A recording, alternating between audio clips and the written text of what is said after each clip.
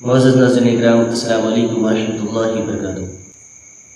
آپ صلی اللہ تعالیٰ علیہ وسلم کی حیا کے بارے میں اللہ رب العزت کا یہ فرمان عالی شان سب سے بڑا گواہ ہے۔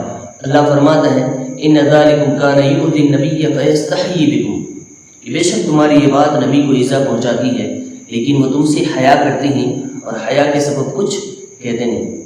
ایک معزز صحابی حضرت ابو سعید خدری رضی اللہ تعالیٰ عنہ فرماتے ہیں کہ آپ صلی اللہ تعالیٰ علیہ وسلم کنواری پردہ نشین عورت سے بھی زیادہ حیادار تھے۔ اما عائشہ صدیقہ رضی اللہ تعالیٰ عنہ فرماتی ہیں کہ آپ صلی اللہ تعالیٰ علیہ وسلم کو کمال حیا کی وجہ سے میں نے کبھی بھی برہنہ نہیں دیکھا۔ آپ صلی اللہ تعالیٰ علیہ وسلم سب سے زیادہ امین، عادل اور سچ بولنے والے تھے۔ یہ وہ روشن حقیقت ہے جسے آپ صلی اللہ تعالیٰ علیہ وسلم کے بڑے سے بڑے دشمنوں نے بھی اعتراف کیا، اور آپ صلی اللہ تعالیٰ علیہ وسلم کو اعلان نبوت سے قبل اہل مکہ صادق الوعد اور امین جیسے معزز لقب سے یاد کرتے تھے۔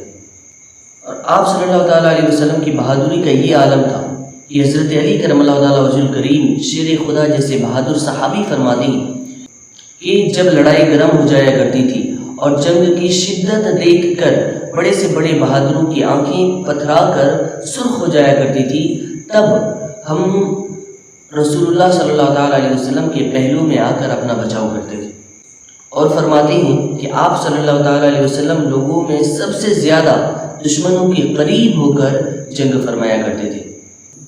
اور مولا علی شیر خدا فرماتے ہیں کہ ہم لوگوں میں سب سے زیادہ بہادر وہ شخص مانا جاتا جو حضور کے قریب رہ کر جنگ کرتا۔ اور آپ صلی اللہ تعالیٰ علیہ وسلم کی سخاوت محتاج بیان نہیں۔